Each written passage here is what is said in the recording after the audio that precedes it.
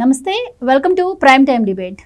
వల్లభనేని వంశీకి షాకుల మీద షాకులు తగులుతున్నాయి. ఇప్పటికే గన్నవరం టీడీపీ పార్టీ ఆఫీస్పై దాడి కావచ్చు, అలాగే సత్యవర్ధన్ అనే దళిత యువకుడిని కిడ్నాప్ చేసిన విషయంలో కావచ్చు, ఆయన్ను 3 రోజుల పాటు పోలీస్ కస్టడీకి కూడా కోర్టు అనుమతించింది. ఇదిలా ఉంటే మరోపక్క గన్నవరంలో 10 కోట్ల విలువైన తన భూమిని కబ్జా చేశారు అంటూ హైకోర్టు న్యాయవాది భార్య పోలీసులకు కంప్లైంట్ ఇచ్చింది అంటున్నారు. ఈ నేపథ్యంలో కూడా మరి వంశీ చేసిన అరాచకాలపై కూటమి ప్రభుత్వం సిట్ వేసింది అని వార్తలు వస్తూ ఉన్నాయి. మరి ఇలా చెప్పుకుంటూ పోతే వల్లభనేని వంశీ అరాచకాలు ఎంత చెప్పినా తక్కువే అని చెప్పి అంటున్నారు. ముఖ్యంగా అసలు మరి ఈయన ఈ కేసులన్నీ ఎదుర్కొంటూ బయటకు వచ్చే పరిస్థితి ఉందా? అసలు వల్లభనేని వంశీ ఫ్యూచర్ ఏంటి? ఇలాంటివి ఇంకా బయటికి రావాల్సినవి ఎన్ని ఉన్నాయి? ఇలాంటివన్నీ కూడా ఈరోజు డిబేట్లో చర్చిద్దాం. మనతో పాటు డిబేట్లో పార్టిసిపేట్ చేసేందుకు స్టూడియోలో ఉన్నారు సీనియర్ జర్నలిస్ట్ సత్యమూర్తి గారు, అలాగే మరో senior journalist doctor Durga Vadlamani గారు.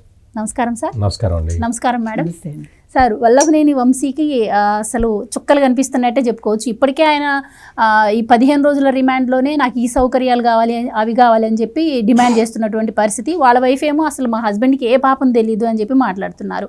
మరి బాధితులందరూ ఏమో ఒక్కొక్కరుగా బయటకు వచ్చి కంప్లైంట్స్ ఇస్తూ ఉన్నారు. సో 10 కోట్ల విలువైన భూమి, అదిగాక హైకోర్టు న్యాయవాది భార్య అంటే అసలు మామూలు విషయం కాదు సార్. ఇన్నాళ్ళ నుంచి ఈ విషయం ఎందుకు బయటికి రాలేదు అంటారు. అండ్ ముఖ్యంగా అసలు వల్లభనేని వంశీ బయటకు వచ్చే ఆస్కారం ఉంటుందంటారా? ఇంకా అసలు ఏం చెప్తారు మీరు?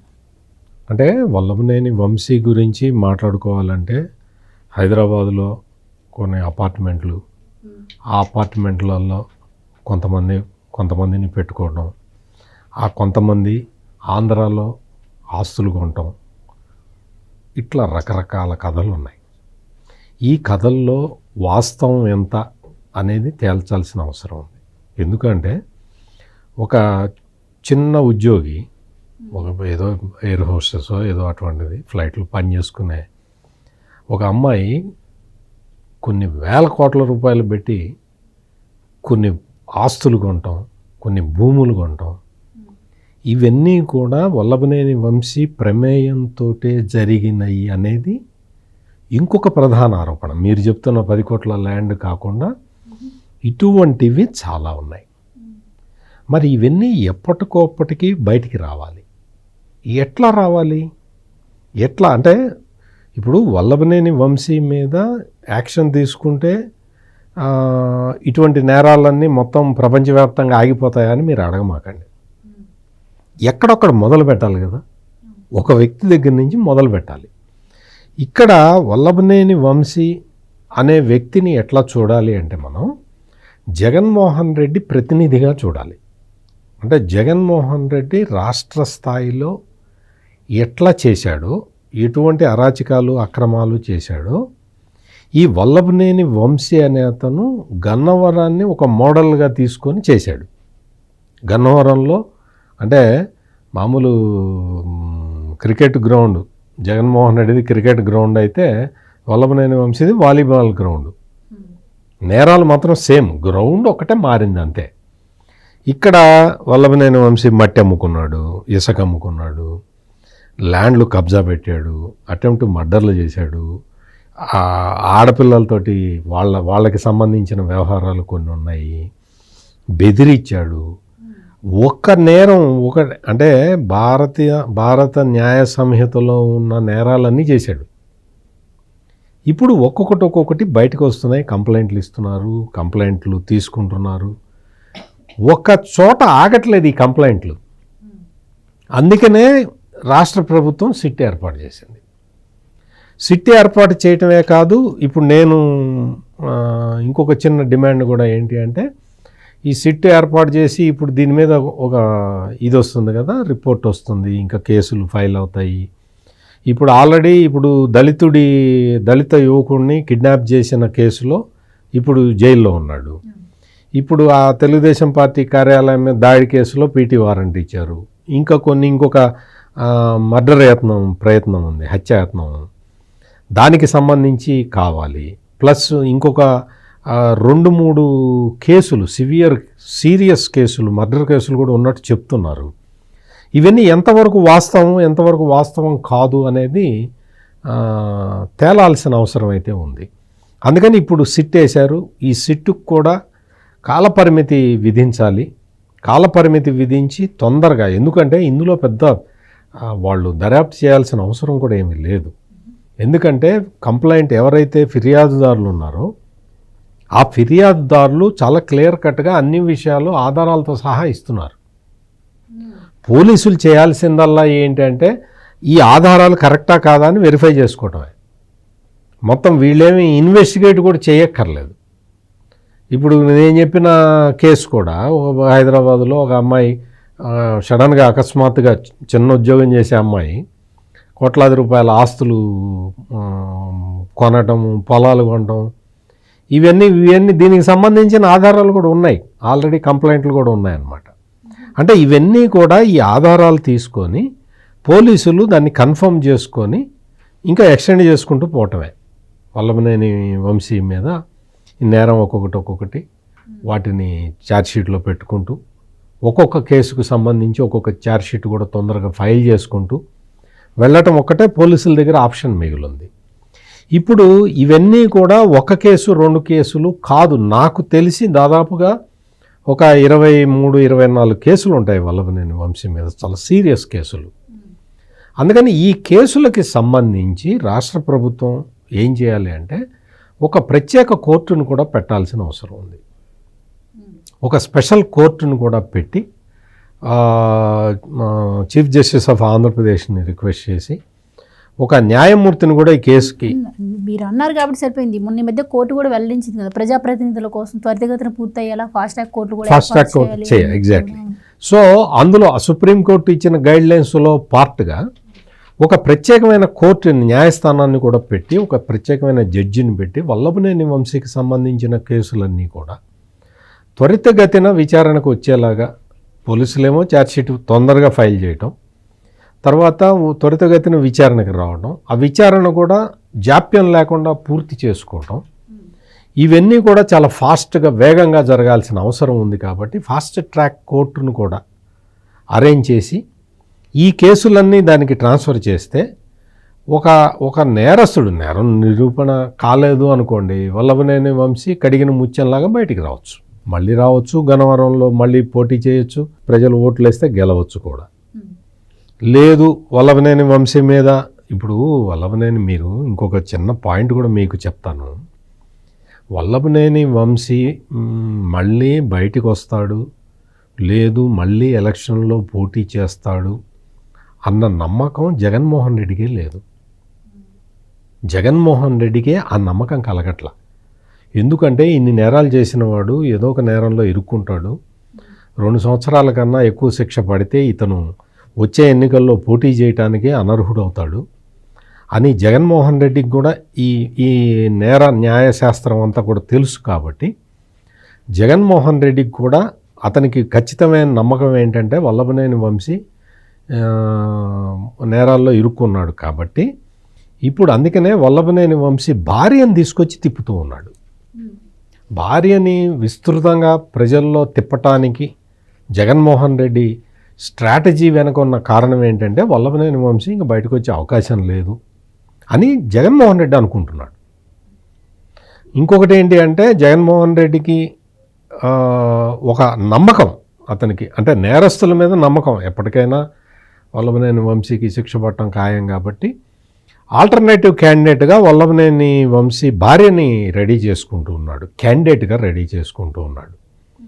అందుకని నెక్స్ట్ ఎలక్షన్లకి 2029లో జరిగే అసెంబ్లీ ఎన్నికలకి వల్లభనేని వంశీ భార్యని వైసీపీ క్యాండిడేట్గా పెట్టడానికి జగన్మోహన్ రెడ్డి ఇప్పటి నుంచే ప్రిపేర్ అవుతూ ఉన్నాడు. ఆమెను కూడా ప్రిపేర్ చేస్తూ ఉన్నాడు. ఆమె కూడా ప్రిపేర్ అయిపోతూ ఉన్నది. ఆమె కూడా ఇంకా కంటెస్ట్ చేయడానికి ప్రిపేర్ అయిపోతూ ఉన్నది. ఎందుకంటే ఆమె హావభావాలు కానీ, ఆమె హావభావాల్లో ఎక్కడా కూడా భర్త జైల్లో ఉన్నాడు అన్న బాధ మాత్రం ఎక్కడ కనపట్టలేదు. మీకెట్టా తెలుసండి అనొచ్చు, మనకు చూస్తే అర్థమైపోతూ ఉంటుంది. ఆమెకి ఎక్కడా కూడా అటువంటి బాధ ఏమీ లేదు. నెక్స్ట్ క్యాండిడేట్ నేను అన్న ఉత్సాహంలోనే ఆమె కనపడుతూ ఉన్నది. ఆమె ఫేస్లో అదే ప్రతిబింబిస్తూ ఉన్నది. జగన్మోహన్ రెడ్డి ఆ విధంగా చెప్పాడు కూడా, ఇంకా మీ ఆయన బయటకు వచ్చే అవకాశం లేదమ్మా, అందుకని నువ్వే పోటీ చేయాల్సి ఉంటుంది, నీ దగ్గర బాగా డబ్బులు కూడా ఉన్నాయి, నువ్వు ఈసారి ములాఖాతులకి వెళ్తుంటావు కదా, వెళ్ళినప్పుడు డబ్బులన్నీ ఎక్కడ పెట్టాడు, ఆస్తులు ఎక్కడున్నాయి అనేది మీ ఆయన్ని అడిగి తెలుసుకో, తెలుసుకొని నువ్వు రెడీగా ఆర్థికంగా కూడా నువ్వు బలంగా ఉండాలి, బలంగా ఉంటే నాకు ఖర్చు తప్పుతుంది అని జగన్మోహన్ రెడ్డి ఆమెకి చెప్పాడు. వచ్చే ఎన్నికల్లో వల్లభనేని వంశీ ఇంకా కంటెస్ట్ చేయడానికి ఇంకా ఉండదు. పాపం జైలు నుంచి వచ్చిన తర్వాత కూడా ఆరోగ్యం సహకరించకపోవచ్చు. అందుకని నెక్స్ట్ క్యాండిడేట్ని జగన్మోహన్ రెడ్డి రెడీ చేసుకుంటున్నాడు అంటేనే మనం అర్థం చేసుకోవాల్సింది ఏంటంటే ఇంకా వల్లభనేని వంశీ బయటికి రాడు అని ఒక డౌట్. రైట్. వల్లభనేని వంశీని పరామర్శించడానికి వెళ్ళిన జగన్మోహన్ రెడ్డి గారు ఓవర్ రియాక్ట్ అయిపోయి అందంగా ఉండడం వల్ల అరెస్ట్ చేశారు, లేదు అంటేనేమో ఎదుగుతున్నారని అరెస్ట్ చేశారు అని చెప్పి పొలిటికల్గా దాన్ని మలుచుకునేందుకు ఎంతగానో ట్రై చేశారు. దానిలో భాగంగానే ఆయన పరుష పదజాలం కూడా యూజ్ చేసి అధికారుల గురించి ఇష్టం వచ్చినట్టు మాట్లాడారు. అండ్ మనం ఈ కేసులో ఇప్పుడు ప్రజెంట్ ఆయన పైన నమోదైన కేసు విషయానికి వస్తే హైకోర్టు న్యాయవాది భార్య కూడా ఒక బాధితురాలు అంటే అసలు ఇంకా ఆంధ్రప్రదేశ్ రాష్ట్రంలో సామాన్యులకి అసలు పరిస్థితి మనం అర్థం చేసుకోవచ్చు. అండ్ గతంలో కూడా మనం విన్నాం ఈ హైకోర్టు ఈ కోర్టు న్యాయవాదులు లేకపోతే జడ్జిలందరినీ కూడా తీసిపోయి కరోనా సెంటర్లో వెయ్యాలి, అప్పుడే వాళ్ళకి బుద్ధి వస్తుంది అని చెప్పి కూడా వైసీపీ వాళ్ళు చాలాసార్లు వ్యాఖ్యలు చేసిన సందర్భాలు కూడా మనం చూసాం. సో అప్పుడు మరి లెక్క చేయకుండా ఇప్పుడు లెక్క చేయకుండా మాట్లాడుతున్నారు జడ్జిలను కూడా. సో ఎలా చూడొచ్చు అంటారు మరి ఇదంతా? అంటే కావాలని కక్షపూరితంగా అరెస్ట్ చేశారంటారా? మరి బయటపడే వాటన్నింటికి మరి ఇప్పుడు జగన్మోహన్ రెడ్డి సమాధానం చెప్పాల్సిన అవసరం లేదంటారా? ఇప్పుడు కక్షపూరితంగా చేస్తే అనుకుందాం, ఫస్ట్ ఎవరిని వేయాలండి జైల్లో? జగన్మోహన్ రెడ్డి గారిని వేయాలిగా. వరుస లిస్ట్ ఉంది కదా, ఒక సజ్జల రామకృష్ణారెడ్డి, ఒక పెద్దిరెడ్డి, ఒక విజయసాయి రెడ్డి. ఎవరిని వదిలేయాలి? నిజంగా కక్షపూరితంగా తెలుగుదేశం కూటమి అనుకుని ఉంటే వీళ్ళందరూ ఇంత రెచ్చిపోయి మైకుల ముందు మాట్లాడగలరా? నిన్న అసెంబ్లీలో అలా బిహేవ్ చేయగలరా వాళ్ళు?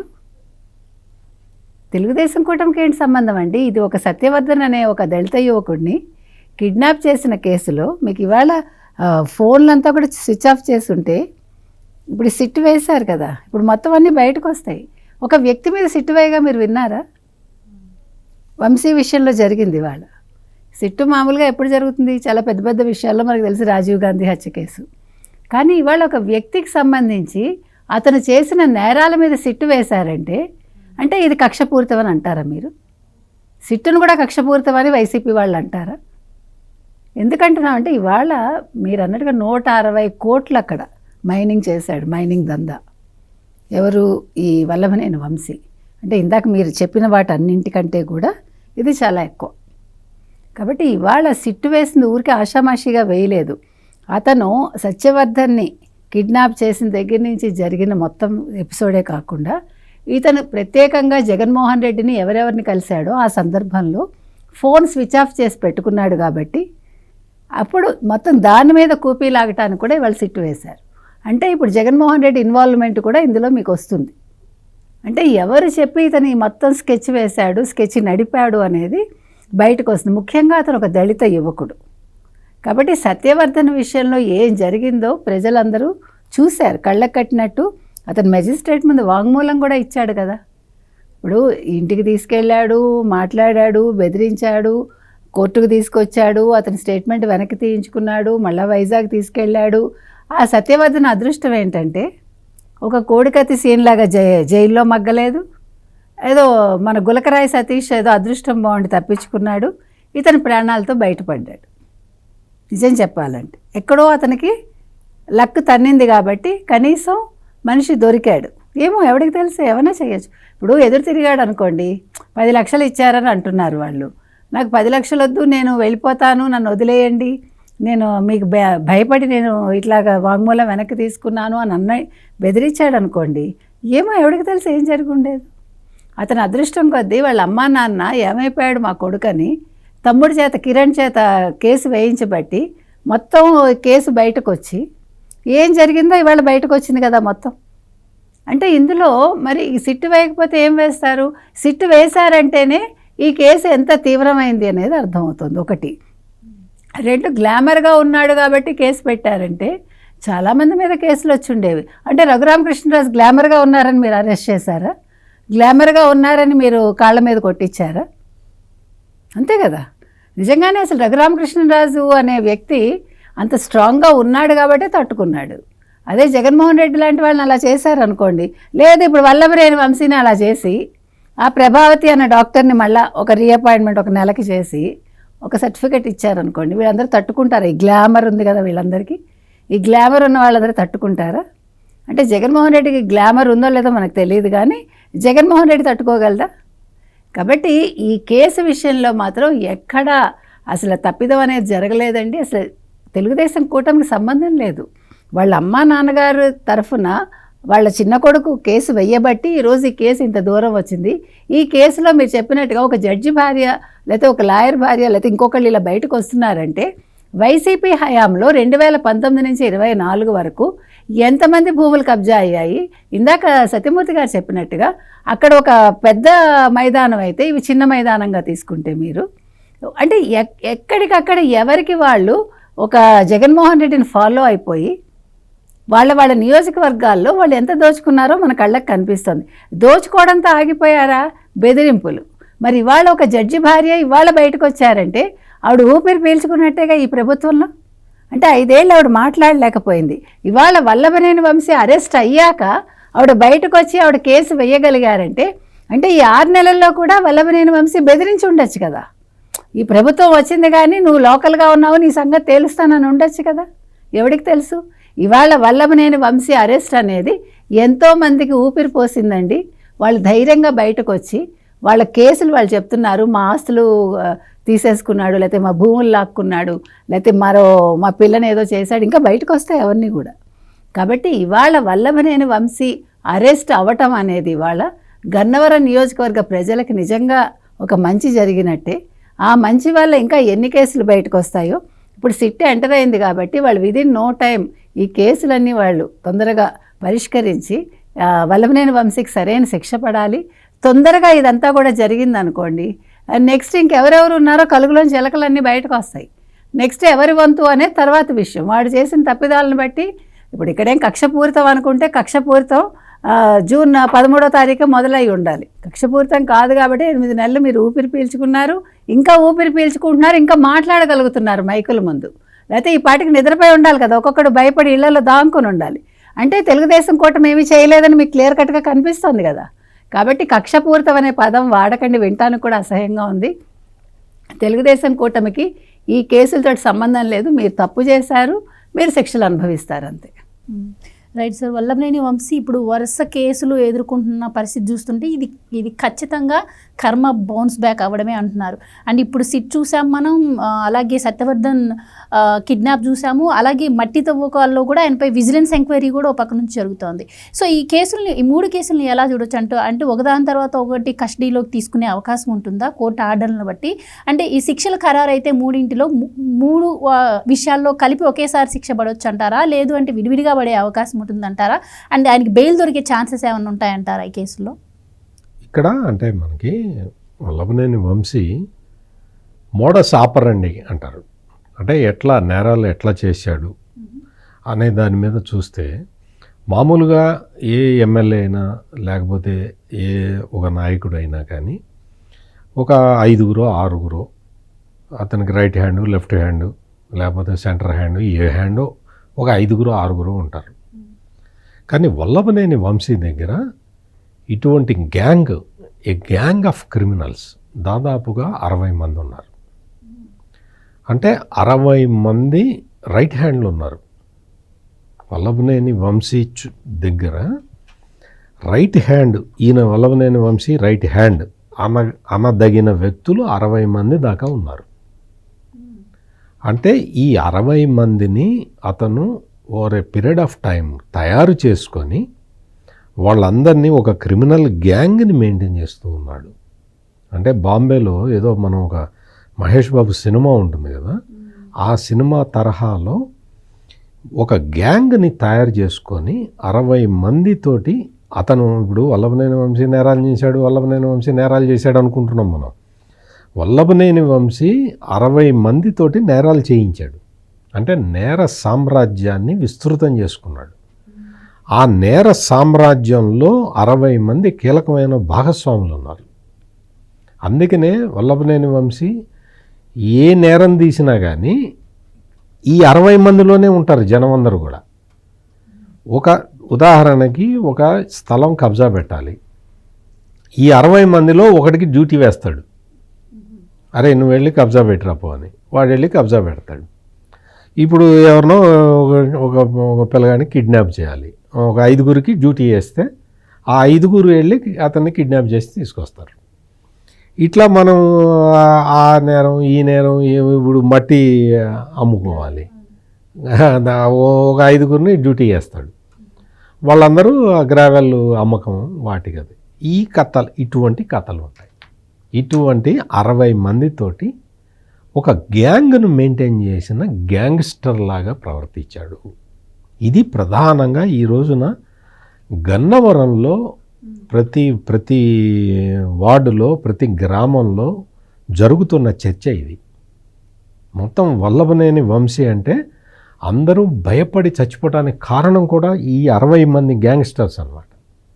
వీళ్ళందరినీ మెయింటైన్ చేయటం అంటే మామూలుగా మనం రాయలసీమలో చూస్తూ ఉంటాం. రాయలసీమలో వాళ్ళు గ్యాంగుల్ని మెయింటైన్ చేస్తూ ఉంటారు. అక్కడికి ఒక్కొక్కడికి 50-60 లక్షలు ఖర్చు పెడుతుంటారు నెలకి. అంత ఖర్చు పెట్టి గ్యాంగుల్ని మెయింటైన్ చేస్తారు, లేకపోతే వాడిని వేసేస్తారు ప్రత్యర్థులని.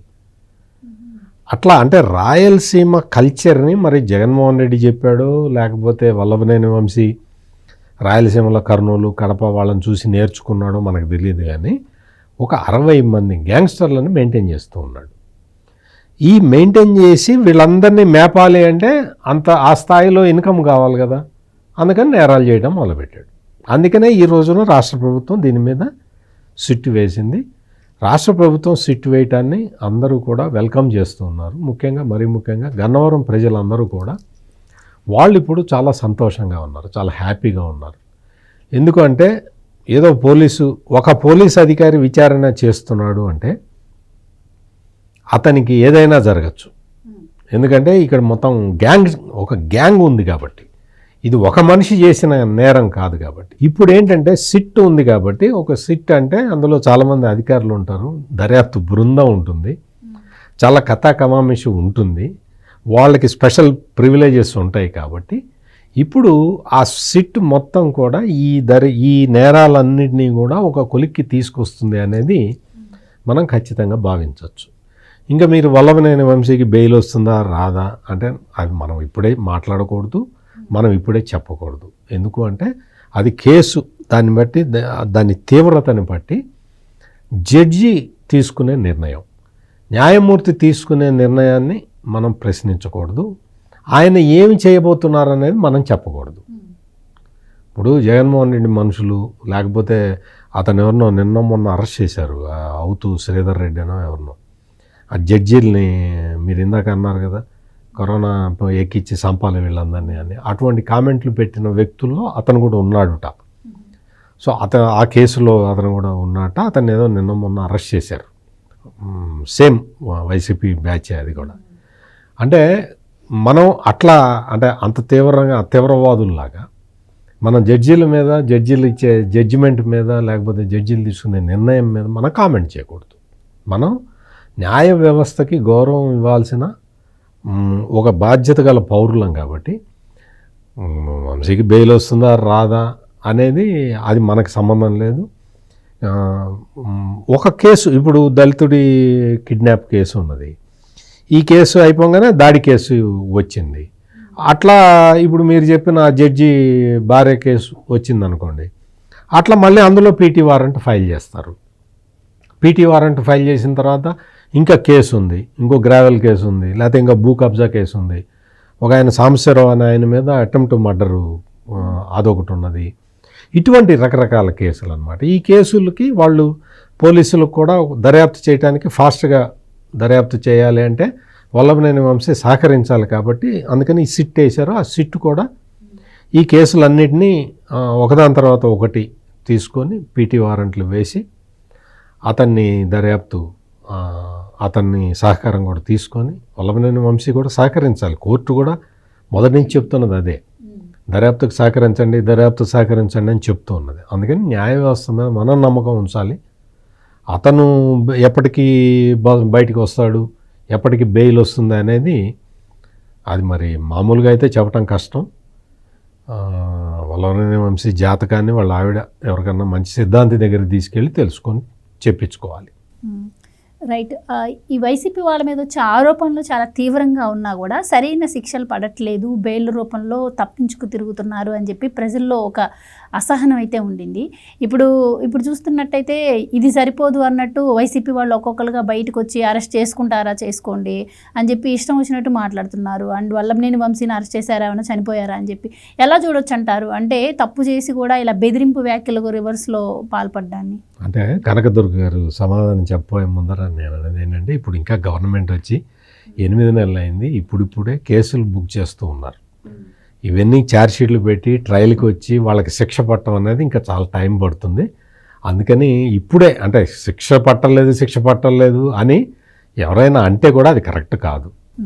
అంటే అరెస్టుల గురించి మెయిన్ మాట్లాడుకోవచ్చు మనం, శిక్ష గురించి కాదు. కానీ వాళ్ళకి మన ధైర్యం ఎందుకు వచ్చిందంటే, మొన్న 2 రోజులు ఏదో ఆయన ప్రెస్ మీట్ పెట్టారు కదా జగన్మోహన్ రెడ్డి, అందుకని వాళ్ళకు ఒక ధైర్యం వచ్చేసి బయటకు వచ్చారు. అంతవరకు ఎవరు మాట్లాడలేదు, మీరు గమనించండి. అసలు ఈ మధ్యకాలంలో పేర్ని నాని బయటకు వచ్చారా? ఆ బియ్యం వ్యవహారంలో డబ్బులు ఇచ్చేశాక అతను ఏం మాట్లాడలేదు.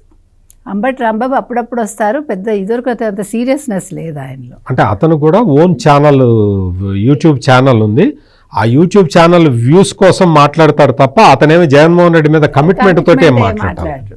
మీరు చెప్పినట్టుగా ఎవరి స్వలాభం వాళ్ళు చూసుకుని పనులు చేసుకుంటున్నారు. అందుకని ఈ మధ్యకాలంలో బయటకు వచ్చిన వాళ్ళందరూ కూడా జగన్మోహన్ రెడ్డి ప్రెస్ మీట్ పెట్టేసరికి వీళ్ళు ఏమనుకుంటున్నారంటే కొంచెం ధైర్యం వచ్చింది అనుకుంటున్నారు. కానీ వీళ్ళందరూ పిచ్చివాళ్ళే నన్ను అడిగితే. ఎందుకంటే జగన్మోహన్ రెడ్డి ఇప్పుడు వంశీని వెళ్ళి పరామర్శించాడంటే పరామర్శ కోసం వెళ్ళలేదు, అక్కడ ఏదో రాజకీయం ఉంటుంది అంతే. అంత ప్రేమ వచ్చేసి అతన్ని ఏదో పలకరించాలి కాబట్టి పలకరించడానికి వెళ్ళలేదు. దాన్ని కూడా దేనికి వాడుకున్నాడు?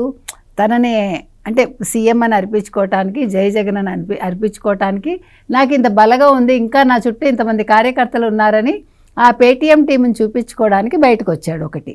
2, ఇందాక సత్యమూర్తి గారు చెప్పినట్టు వాళ్ళ ఆవిడ్ని ప్రొజెక్ట్ చేయడానికి వచ్చాడు. ఎవరు ఆవిడ? వల్లభనేని వంశీ ఆవిడ్ని. అంతే తప్ప ఇక్కడ వల్లభనేని వంశీ మీద ప్రేమ ఉండదండి. అలా ఉంటే మరి దళితులందరి మీద ఉండాలి కదా ఈ పార్టీకి ఆయనకి. ఇప్పుడు ఇంతమంది అరెస్ట్ అయ్యారంటే దళితులు, ఒక సుధాకర్ చచ్చిపోయాడు అందరికీ తెలుసు. ఇప్పుడు బోరుగడ్డ ఏమైపోయాడో పట్టించుకుంటున్నాడా? కాబట్టి ఈ ప్రేమలన్నీ ఎలా ఉంటాయంటే ఇది వీళ్ళందరూ కూడా గమనించుకోవాలి. ఎవరు? పేర్ని నాని కావచ్చు, కొడాలి నాని కావచ్చు. మొన్న కొడాలి నాని కూడా ఉద్యోగం పీకేశారు, ఇంకేం మాట్లాడతారని ఆయన అంటాడు. వీళ్ళందరూ మీరు చెప్పినట్టుగా బోర విరుచుకుని మమ్మల్ని అరెస్ట్ చేసుకోండి, దమ్ముంటే శిక్షలు వేసుకోండి అంటారు. అది ఎలాగ శిక్షలు అవి మన చేతుల్లో ఉండవని వాళ్ళకి తెలుసు. జడ్జిమెంట్ అవ్వాలి కదా. ఈ నేరం నిరూపితమయ్యి ఆ శిక్ష పడేసరికి పుణ్యకాలం కాస్త అయిపోతుంది. కాకపోతే ఏంటంటే ఇప్పుడు వీళ్ళు కొత్తగా ఓకే మేము చాలా ధైర్యవంతులం, వైసీపీ వాళ్ళకి భయం లేదు అని చెప్తున్నారు తప్ప మేము తప్పు చేయలేదని ఎవడైనా చెప్తున్నాడా? ఆ పాయింట్ ఎవడు మాట్లాడు. మమ్మల్ని అరెస్ట్ చేసుకోండి అంటున్నారు తప్ప మేము తప్పు చేయలేదంటలే. కాబట్టి ఇక్కడ విషయం ఏంటంటే వీళ్ళందరూ కూడా ఇవన్నీ ఒక తాటాకు చప్పుళ్ళు అనమాట. వీళ్ళందరూ కూడా ఏం అడుగుతున్నారు? మమ్మల్ని అరెస్ట్ చేసుకోండి. వాళ్ళ వంతు వచ్చేసరికి టైం పడుతుందని వాళ్ళకి తెలుసు. ఇవన్నీ కూడా ప్రాసెస్ జరగటానికి టైం టేకింగ్ అండి. ఇవన్నీ వెంటనే జరగవు. కానీ చట్టం తన పని తాను చేసుకుని అయితే వెళ్తుంది, ఎవరిని కూడా వదిలిపెట్టదు. అందుకని ఎవరి సమయం ఎప్పుడు రావాలో అప్పుడు వస్తుంది, ఎవరు ఎప్పుడు జైలుకి వెళ్ళాలో అప్పుడు వెళ్తారు, శిక్షలు ఎప్పుడు పడాలో అప్పుడు పడతాయి. అన్నీ కూడా కర్మ ప్రకారమే జరుగుతాయి. కాబట్టి కొంచెం ఓపిక పట్టమని మనం వైసీపీ వాళ్ళకి చెప్తున్నాం అంతే, తొందరపడకండి అని.